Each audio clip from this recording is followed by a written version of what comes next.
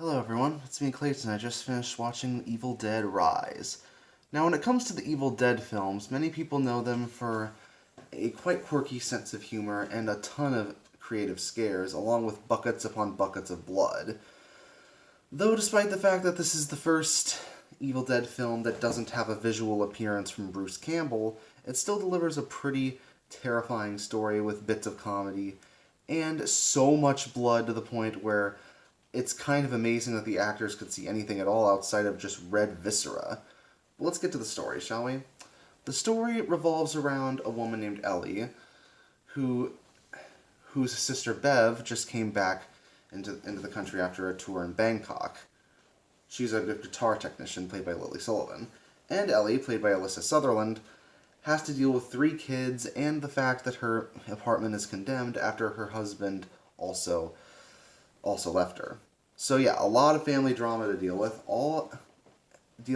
and it all happens to lead to one of her kids discovering the Necronomicon.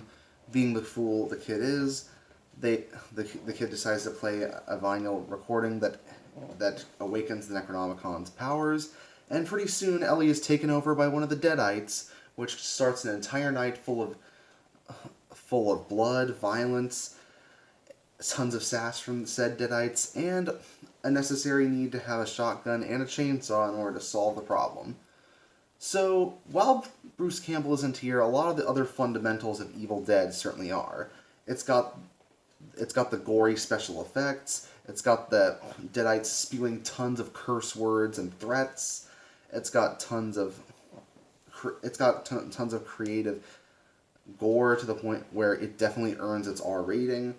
Everything from body parts being twisted around to constant vomiting from the Deadite infected people to one of them eating glass and part of it you seeing the glass go through someone's throat.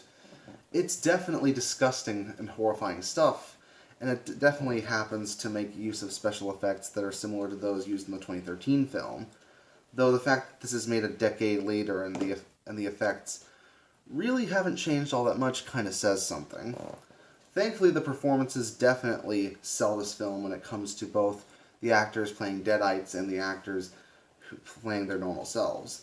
Lily Sullivan and Alyssa Sutherland especially get to play great roles as one sister who has to deal with 3 kids and one who's an expecting mother who might not exactly be ready for the whole motherhood thing, even if she is trying her best at defending her sister's kids, and she's trying her best to just survive the night.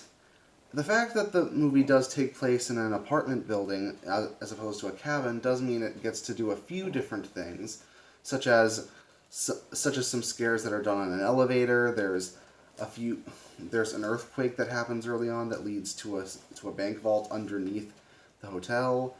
The apartment, and heck, the entire climax feels like it has more of a logical explanation for the biggest bloodbath of the entire movie.